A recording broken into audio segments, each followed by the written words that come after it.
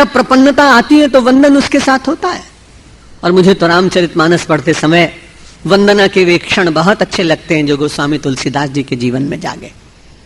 उन्होंने परमात्मा की वंदना नहीं की पहले, उन्होंने कहा परमात्मा कृपा करेगा किसी के माध्यम से, इसलिए पहले माध्यम को प्रणाम करो। कल मैं वैकुंठनाथ भगवान के दर्शन करने के बाद वहां के जो सभा कक्ष है उसमें प्रवचन कर रहा था। मैं तो गया और सीधे भगवान के विग्रह के सामने मस्तक झुकाया, प्रणाम किया, ध्यान किया। लेकिन एक बड़ी साधारण सी वृद्ध महिला, और उसने जैसे ही मंदिर में प्रविष्ट हुई, जहां लोगों के चप्पल जूते बहुत सारे बार बार उस सीढ़ी के ऊपर निकलते थे, उसने इस बात की चिंता नहीं की।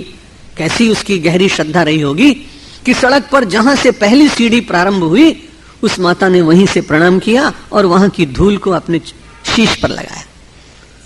मैं ऐसा नहीं कर सकता था क्योंकि तर्क जागृत रहता है पढ़े लिखे लोगों का, लेकिन मुझे बड़ा अच्छा लगा कि उसने वैकुंठनाथ को प्रणाम बाद में किया। वैकुंठनाथ तक पहुंचने का साधन जो सीढ़ी है उसको पहले प्रणाम किया। उसको ये बात ज्ञात नहीं होगी शायद, क्योंकि उसने तो सहज लोगों के देखते परंपरा के अनुसार ऐसा किया होगा।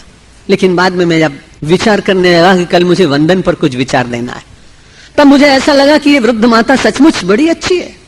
उसने मुझे भी प्रेरणा दी कि साध्य तक पहुंचने के लिए जो आपका श्रेष्ठ साधन हो उसके प्रति भी आदर बुद्धि होनी चाहिए।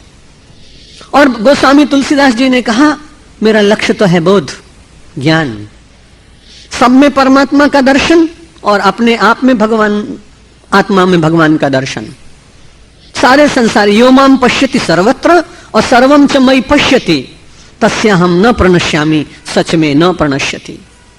गीता ने कहा यो माम पश्यति सर्वत्र, जो सब जगह भगवान को देखता है और अपने में भी भगवान को देखता है।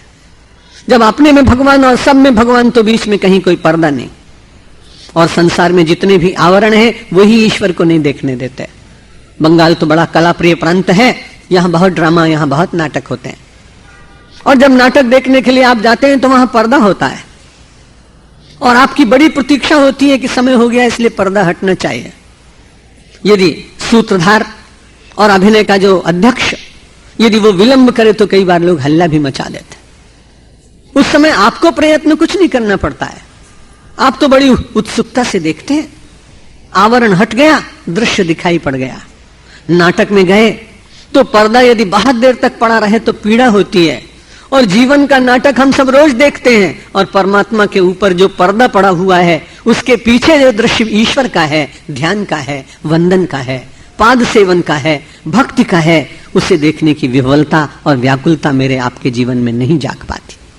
भक्ति हम सब लोगों के जीवन में एक विह्वलता और व्यग्रता जगा सके, और जिसमें हम उस अंतर्यामी परमात्मा को देखने के लिए अपने द्वारा ही निर्मित पूर्वाग्रहों के आवरण को, कामना के, क्रोध के, ईर्ष्या के, द्वेष के, मदमत्सर के, उस आवरण को हटाने की एक व्यग्रता यदि मेरे और आपके जीवन में जग जाए तो परमात्मा कहां दूर है।